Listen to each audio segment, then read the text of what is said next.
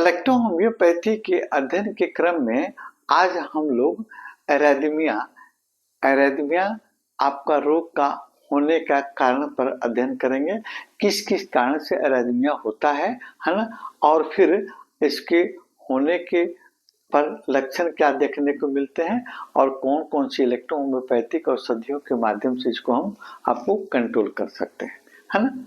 इसके पहले वाले वीडियो में हमने एरेथमिया रोग के बारे में चर्चा की थी। एरेथमिया रोग क्या होता है ना, हमारे हार्ट को कैसे प्रभावित करता है ना, और फिर ये एरेथमिया कितने प्रकार का होता है और उसके क्या क्या आपको लक्षण और कारण होते हैं, है ना।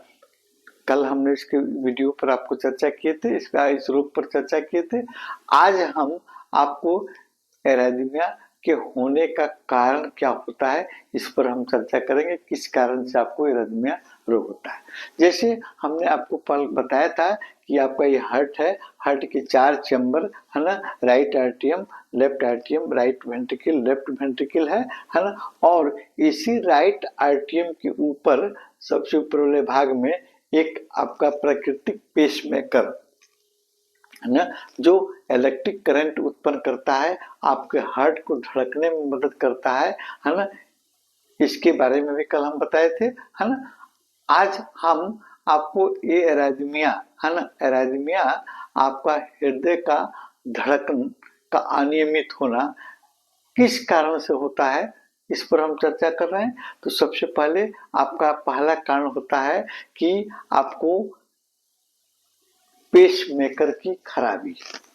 पेसमेकर अगर खराब हो गया, नेचुरल आपको जो इलेक्ट्रिक पावर जनरेट करने वाला जो मशीन है वो अगर खराब हो गया है ना, तो आपका हार्ट का आपको ब्रीदिंग यानी हार्ट का बीट का प्रभावित होगा, या इसको दिल की विद्युत संचार प्रणाली कहिए। दिल की विद्युत संचार प्रणाली का खराब हो जाना है ना, के कारण आपका एरेथमिया रोग आपको हो सकता है, दिल का धड़कन प्रभावित हो सकता है। जैसे आपको एसए नोड का खराब हो जाना, जो ठीक से सिग्नल नहीं भेजता है ना। ये सिग्नल भेजता है तो राइट आर्टियम, लेफ्ट आर्टियम सिकुड़ते हैं, है ना। यही सिग्नल भेजता है तो सिर्फ लेफ्ट वेंट्रिकल और राइट वेंट्रिकल भी सिकड़ कर पंपिंग करते हैं, ब्लड को बाहर निकालते हैं, है ना। अगर ये खराब हो जाता है तो फिर आपका इसका आपको हार्ट बीट प्रभावित होगा और फिर आपको एरेथमिया रोग आपको उत्पन्न होगा। दूसरा है आपको हार्ट डिजीज है ना, हृदय रोग है ना। जैसे कोरोनरी आर्टरी के कारण, तो कोरोनरी आर्टरी क्या है? कोरोनरी आर्टरी आपके हार्ट को ब्लड प्रवाहित करने वाला आपको आर्टरी है ना। अगर उसमें ब्लॉकनेस हो जाए है ना, उसमें आपको अवरुद्धता आ जाए तो आपके हार्ट के मसल्स को ऑक्सीजन नहीं मिलेगा, कम मिलेगा है ना। तो फिर आपको इलेक्ट्रिकल आपको सिग्नल ठीक से आपको कंडक्ट नहीं कर पाएगी, है ना। जब आपको इसमें हार्ट के मसल्स जब आपको कमजोर पड़ जाएंगे तो इलेक्ट्रिक यहाँ से जाएगा, लेकिन वो सही से आपको उसको मतलब क्या कहिए कंडक्ट नहीं कर पाती है, जिसके चलते एरेथमिया आपको हो सकती है।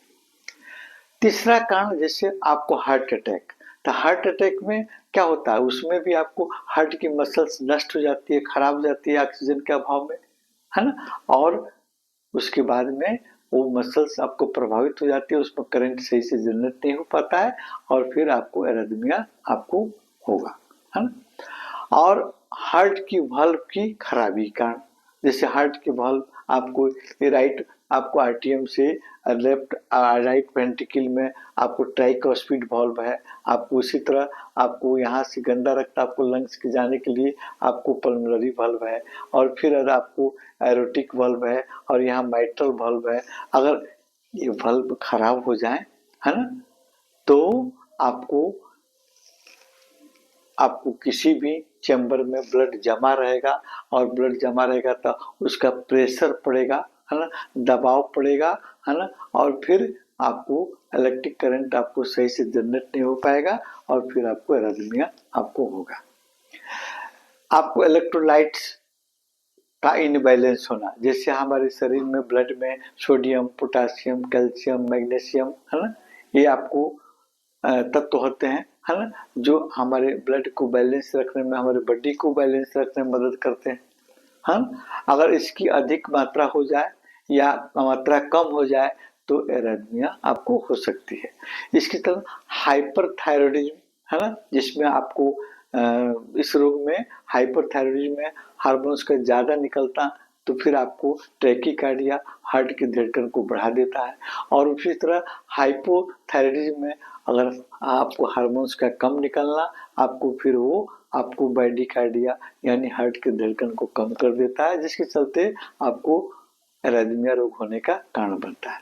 डायबिटीज रोग में शरीर में शुगर की मात्रा कम हो जाने के चलते आपको ब्रैडीकार्डिया हो सकती है ना। इसके अलावा एनीमिया, अब इसमें हेमोग्लोबिन कम हो जाए, ऑक्सीजन फिर आपको मसल्स तक नहीं पहुंच पाएंगे, तो फिर मसल्स अच्छे से काम नहीं करेंगे, उसमें आपको इलेक्ट्रिकल मतलब करंट सही से प्रवाहित नहीं हो पाएगा, है ना, और फिर एनिरेथमिया हो सकती है।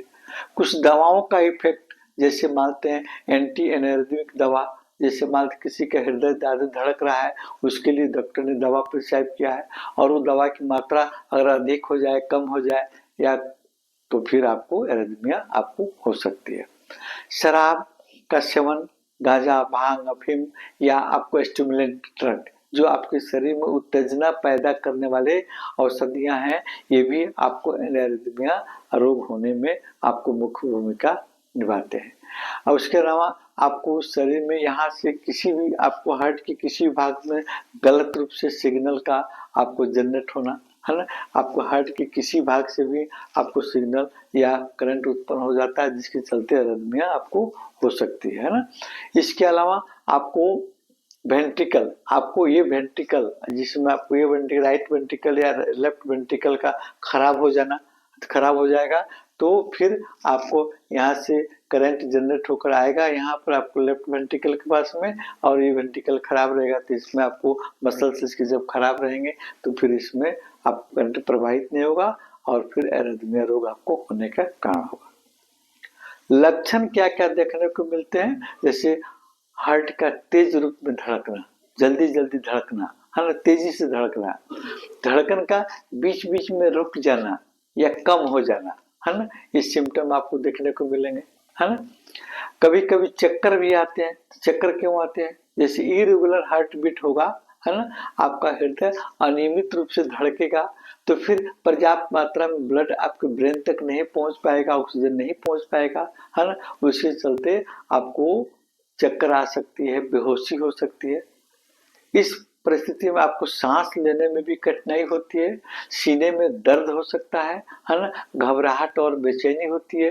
तेज चलते हैं, सीढ़ी चढ़ते हैं या दौड़ते हैं तो फिर आपको सांसें फूलती हैं, है ना, और कमजोरी महसूस होती है। कभी कभी अचानक रात में ब्रीदिंग आपको बढ़ जाता है, धड़कन आपका बढ़ जाता है, हार्ट बीट आपकी बढ़ जाती है ना। तो ये सारे आपको सिम्टम देखने को मिलते हैं आपको एरिथमिया में। और ट्रीटमेंट, हर ट्रीटमेंट आप देखिए, इलेक्ट्रोहोम्योपैथ में आपकी सबसे प्रमुख औषधि A1 है ना, एंजाइटी को नंबर 1। हार्ट पर देखिए, हार्ट के लेफ्ट भाग पर काम करती है आपको A1, और राइट भाग पर काम करती है A2, है ना, यानी राइट वेंट्रिकल, राइट आपको आर्टियम पर आपको, और वेना केवा पर आपको काम करती है A2, और फिर आपको रोट्रा राइट आर्टियम राइट वेंट्रिकल पर A1 काम करती है ना। तो इसकी सबसे प्रमुख औषधि, अगर आपका पेस मेकर लगा है राइट साइड में, तो आप A2 का सबसे पहले A2 का कंप्रेस, है ना, कंप्रेस दीजिए 20 नंबर पॉइंट पर। 27 नंबर पॉइंट जो है आपको हार्ट का नर्व पॉइंट है ना, और फिर A2 के साथ में आप WE का कंप्रेस कर सकते हैं, है ना। अगर BE का कंप्रेस आपको नहीं करना है, क्योंकि अगर हार्ट बीट ज्यादा है ना, हार्ट का धड़कन ज्यादा है, तो BE को आप सूक्ष्म मात्रा में आप प्रयोग करेंगे, है ना, सूक्ष्म मात्रा थर्ड डाइल्यूशन से उस पर कंप्रेस लगा सकते हैं, है ना। और WE कभी भी आप A2 और WE को कंप्रेस लगा सकते हैं, या केवल सिंगल A2 का भी कंप्रेस आप लगा सकते हैं, है ना। इसके अलावा आप इंटरनल आंतरिक रूप से A1, है ना, A1 या A3, है ना, E3 है ना, A1 या E3 का आपको 10th डाइल्यूशन है, 10th डाइल्यूशन या 20 डाइल्यूशन आप प्रयोग कर सकते हैं।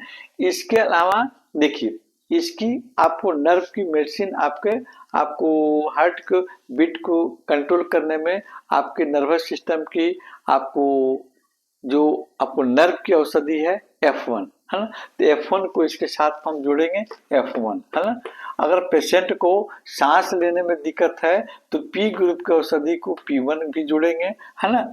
और इन केस अगर हार्ट के किसी संरचना में गड़बड़ी है, इसके सेल टिश्यू अगर डैमेज हो रहे हैं, खराब हो रहे हैं, तो C ग्रुप की औषधि आप C1 या आपको C5 को आप जुड़ेंगे इसमें है ना। सभी औषधियों को 5th 10th डाइल्यूशन में आप दीजिए है ना, आपको ये एनारिथमिया को हम कंट्रोल कर सकते हैं। कभी कभी क्या होता है कि आपको S1 है ना, S1 की आपको सूखी गोलियां एनारिथमिया को कंट्रोल में, एनारिथमिया में कई भी कारण हो सकते हैं, आपका हार्ट बीट बढ़ भी सकता है ना, आपको टैकीकार्डिया भी हो सकता है, आपको ब्रैडीकार्डिया भी हो सकता है, या हार्ट बीट का रुक रुक कर भी चलना हो सकता है। तो S1 भी बहुत बेहतरीन आपको रोल अदा करती है इसमें है ना। आपको थर्ड डाइल्यूशन में S1 को दीजिए ड्राई पिल्स में, ये बहुत अच्छी रोल अदा करती है ना। इंजेक्शन नंबर 29 है ना, इंजेक्शन नंबर 29 जो है आपको, इंजेक्शन नंबर 29 बहुत अच्छा आपको रोल अदा करती है। फिर अगले वीडियो में फिर हम आपको कुछ अन्य रोगों के बारे में चर्चा करेंगे।